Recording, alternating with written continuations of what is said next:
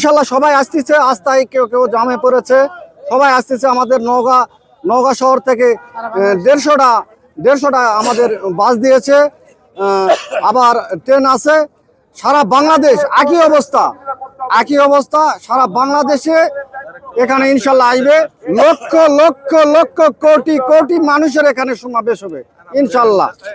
আমি আরেকটু জানতে চাইবো, আপনার এই পোশাক তৈরি করতে কতদিন লেগেছে?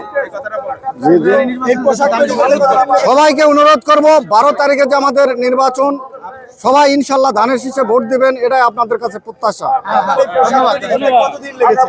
আমার এটা দীর্ঘ, আমি আমার দোকানের সাইটে এক টেলার্স আছে, সুমন টেলার্স। ওই সুমন, আমি বললাম যে সুমন ভাই, আমাকে একটা পোশাক তৈরি করে দিতে হবে। যেহেতু 47তম প্রতিষ্ঠা বার্ষিকীতে আমি অসুস্থ হয়ে পড়ি, এই অসুস্থ হয়ে পড়ার কারণে আমি জনগণের ভালোবাসা, দলকে ভালোবাসার জন্যই আমি এই পোশাকটা আমি তৈরি করেছি। এবং সার্বিকভাবে অনেকেই আমাকে এই পোশাকের জন্য সহযোগিতা করেছে, তাদেরকে আন্তরিকভাবে আমি ধন্যবাদ জানাই, অভিনন্দন জানাই। পোশাক তৈরি করতে কত টাকা লেগেছে? 13,500 টাকা পড়েছে শুধু এই পোশাক। এটার ওজন কেমন?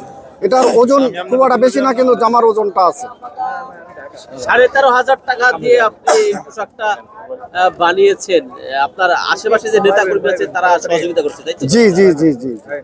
এই আইডিয়াটা আসলে কোথা থেকে আসলো? কেন মনে হলো এই আইডিয়াটা আসে, আমি দলকে আসলে যে ভালোবাসি ভাই। আমি এমন কোনো প্রোগ্রামে নাই যে আমি আসিনি। সব প্রোগ্রামে আমি অ্যাটেন্ড থাকছি। 28শে ডিসেম্বরও আছি, 10শে অক্টোবরও আছি, আপনার যে কোনো প্রোগ্রামে আমি আসি।